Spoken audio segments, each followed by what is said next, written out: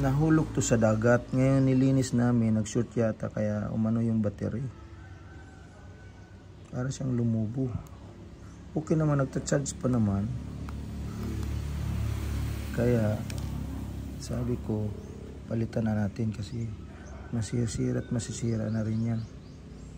Ayan, ibukas pa, tapos bukas natin dito. Mali yung tools ginamit natin ito.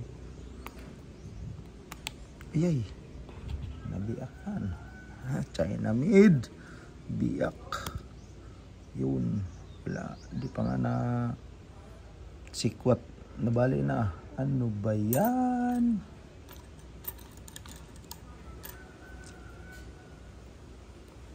Yun. Yan guys. Yan. Tanggalin natin to. Wag lang tanggalin yung wire. Ito mo. Wag na. Ito lang sa battery. Yan. Buksan natin. Ayan. Ito yung sa battery. Ito yung connection niya rin.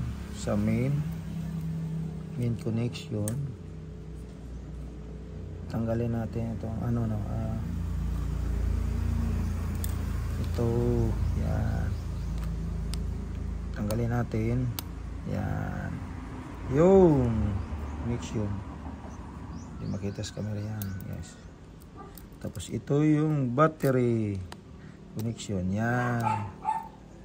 Ngayon, tanggalin lang natin yung battery pag ganun. Sikwat lang.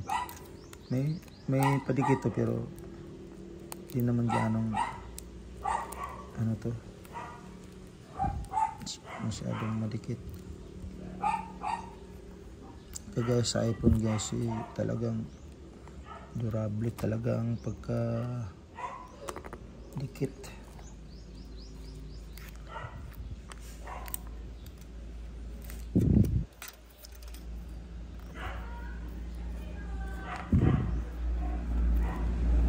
Sa iPhone guys, mayroon tayong hinihila na yung dulo ng padikit nila.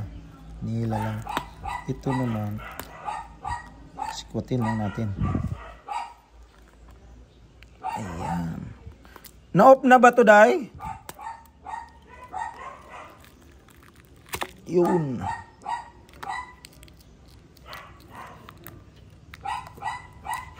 Yun, tanggal na.